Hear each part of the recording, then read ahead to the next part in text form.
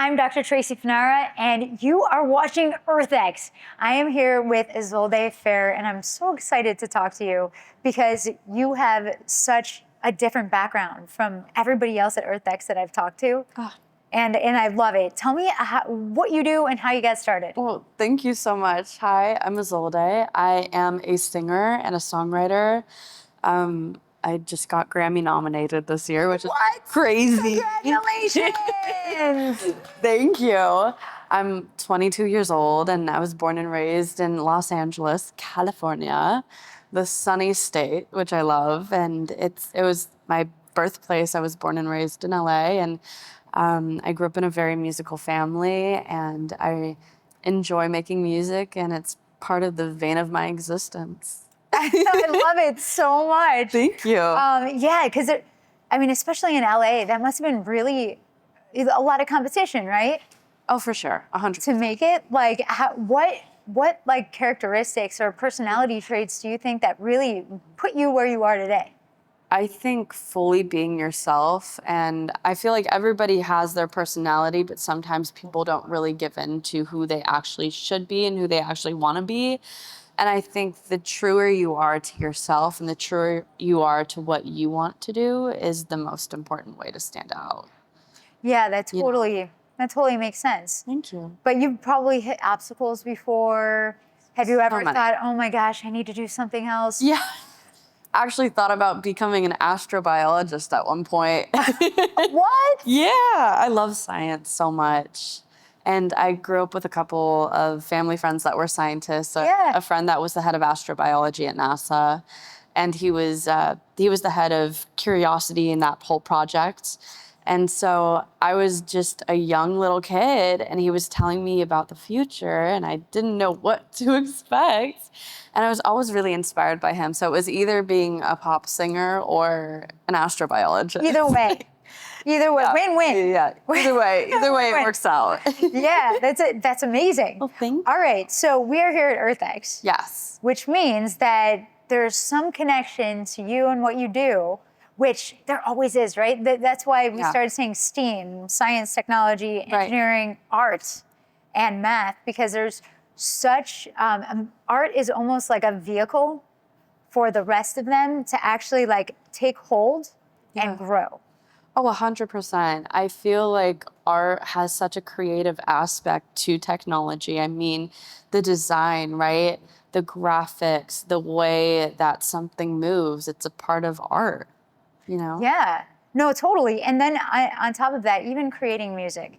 I mean, everything is kind of like a code, right? 100%. And the more code, even learning to write music in code. Yeah. I mean, that's the same basic principles as writing code for ocean models or weather models. Like, it's all 100%. It is a science. Like, that is a science. Yeah, it is. I mean, music is science, you know? Yeah. There's something about it that's really interesting, whereas, you know, there's like the science behind the music theory and science behind the notes and relative scales and minor scales. There's so much that goes into it. Yeah. How did you even hear about EarthX? I heard of EarthX through a couple of friends and a publicist colleague friend of mine who I'm so grateful for, Lori Muslow. Thank the Lord. She's an angel and a saint. And she brought me here, and she said how important it was, and the fact that people, young people, old people, everybody, they're all talking about ways to have conservation for the earth and find ways to make energy sustainable. And to me, I grew up in a family where my grandparents on my mother's side, like my grandma was a doctor and my grandpa was in alternative energy, and he was doing geothermal energy. Wow. Okay, so you have a science and a music family. Okay, so I don't tell a lot of people this. Actually, I tell everybody this. I have one song. I have a single. It went viral. No way. No, it didn't. It didn't. But I really believed you. I really believed you. I did rap on national TV the first time I met Dr. Sylvia Earle. I was like, we were opening up a Hope spot, and I shook her hand, and then they told me to go on stage and rap. And well, I wasn't prepared. Right. It was called Polar Ice Ice Baby. Yes. You can find it on YouTube and be like the 100th person to watch it. I will absolutely gladly watch it. But I love using music and video and just performative arts to communicate science. Is there any like song that you have right now or future song that you want to make that can really like connect? Maybe like, I don't know, how everything is connected? I think that's a really good idea. I love when in a song you don't have to write about one specific thing. I've been really learning, I've been challenging myself a lot lately. I try to do a song a week where it's from a completely different perspective, whether it's coming from a different person's perspective or a different thought, you know, or a different, just challenging myself to be a better artist. And I think when it comes to that, I think that would be a great challenge. Oh my gosh. Okay, so, all right, we're here. Yeah. All right. Yes. What's your favorite animal that's going extinct or endangered or is facing something? Actually, what's your favorite animal in general? In general? Yeah. Ooh, I love the spinner dolphin. I love a dolphin. Okay, the dolphin. Yeah. So let's take the perspective Okay. of a dolphin. Okay. Okay. Something with that. Okay, so dolphin in the ocean, water, it breathes, it needs to breathe, It right? does need to breathe. Yeah. I mean, it eats things, right? It needs does. food. I don't know. Maybe we should make up a hook. I think okay. I guess we're going to make up a hook on the spot. Let's do We're it. gonna make up a hook on the spot. Okay, so dolphins, what kind of problems do they face? They face hypoxia or dead zones. Yeah. From algae blooms, for example. Right. Or just a lot of freshwater flows and not a lot of mixing. They also face problems with food sources. They do. Boat strikes. Yes. Trash. So, ooh, what if we talked about something where a dolphin was in danger from a human? Yeah. Oh, yeah. Fishing? Fishing. Right. There's a fishing line. Yeah. All right. So All right. So you got the keep your hook away from me or something like. Yeah, keep your. I see what you're trying to do. We could definitely go along those lines. Yeah. We could do something like, keep your hook away from me.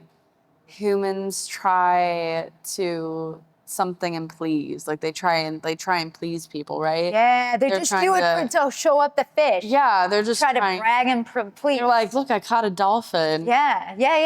You know. Keep your hook away from me. All they do is try. All they do is live and breathe. Live and breathe. Yeah. But all they do is brag and please. Yeah. So keep your hook away from me. Oh my God, sing it. Yes. Woo! I think we got a song. We got a banger. I think we got a song. All right. Do you want to try it? Want to try taking it? Okay. What are we gonna do? So like a. Oh. Are we gonna beatbox?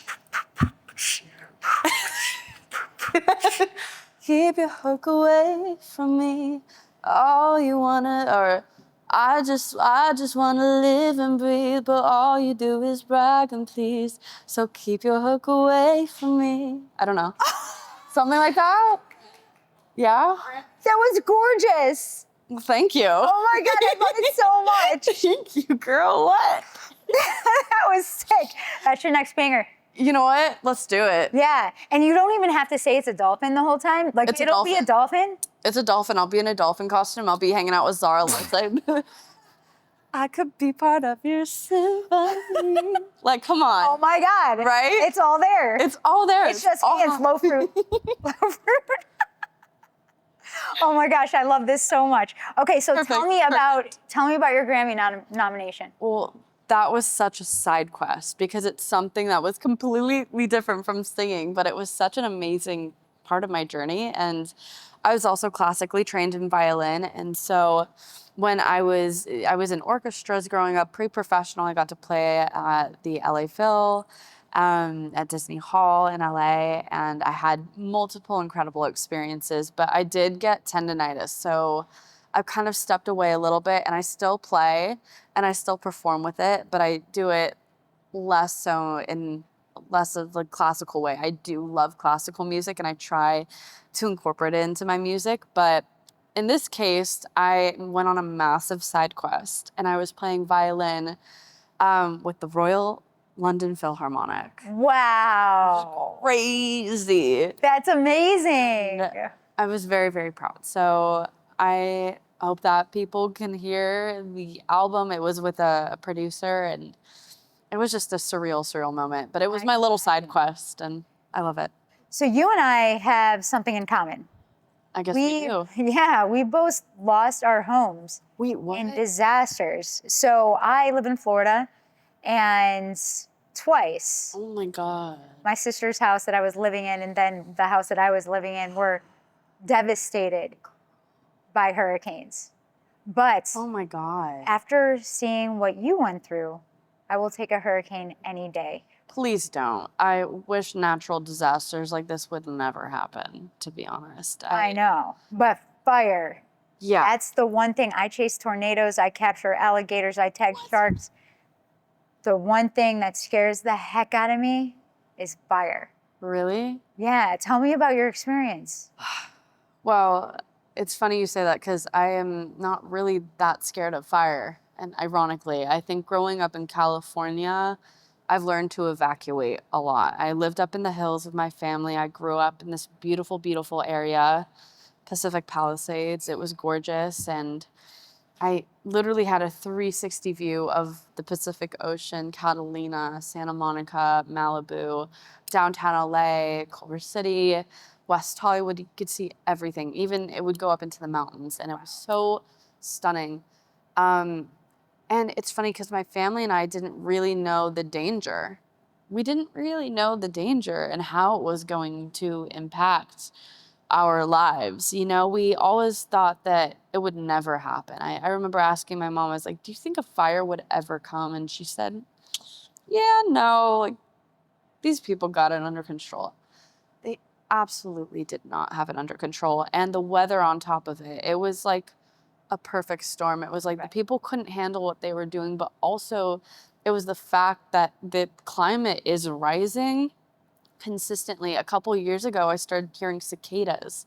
The last time I ever heard a cicada was in the Midwest, and I'd never heard a cicada in California or let alone Los Angeles before. And it was really interesting just being able to see the little different signs that climate change is actually real and it is affecting everything. Going through this devastating event of the wildfires, did that change your perspective on environment and climate? Absolutely. I think it made me more of an advocate because it truly affected me directly and it affected my friends and my family. Yeah. And I think it was something where I became more aware. I was already somewhat aware, but I wasn't super completely educated on it. And so I think when you see it firsthand, it really does set a spark within you, no pun intended. It kind of sets something within you to kind of realize what's going on and ways that you can try and figure out what you want to do. Yeah. You know? That's all the time we have. I would love to talk to you about this forever. I know, same. But thank you so much for sharing your story. Thank you for and your talent. Thank you. Dude, you got to make that song. We're making the song together. You're co-writing. All right. You're getting God. I will totally co-write royalties. Come on. All right. We got to sign you up to a PRO company now. Heck yeah. All right. Great job. Thank you so much for having me. Thank you. Your voice is gorgeous.